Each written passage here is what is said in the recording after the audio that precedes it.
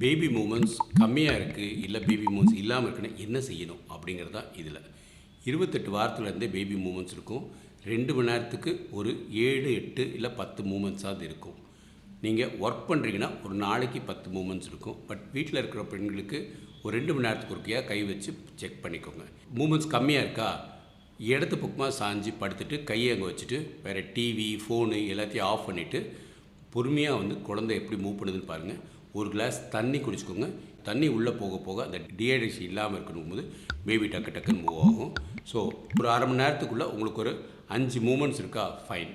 இல்லை ஒரு நாடாக எடுத்து முடிச்சு போடுங்க. பேபி எத்தனை மூமெண்ட்ஸ் போடுறோம் முடிச்சு போட்டுக்கிட்டே இருந்தீங்கன்னு வச்சுக்கோங்க, அது உங்களுக்கு கரெக்டாக இருக்கும். பர்டிகுலரி 3, 4 அபார்ஷன் ஆனவங்க பேபி மூமெண்ட்ஸை ரொம்ப கேர்ஃபுல்லாக பார்க்கணும்.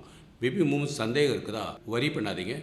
ஒரு ஆட்டோவோ ஒரு காரோ இல்லை ஹஸ்பண்டை கூப்பிட்டு ஆஸ்பத்திரியில் போய் செக் பண்ணிடுங்க. ஏன்னா பேபிக்கு சடன் டெத் காமனாக இருக்குது இந்த காலத்தில்.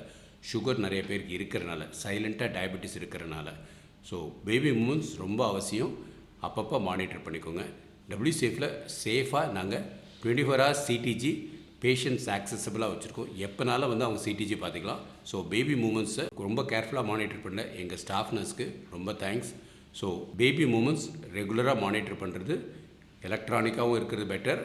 நீங்கள் பர்சனலாக மானிட்டர் பண்ணுறதும் நல்லது.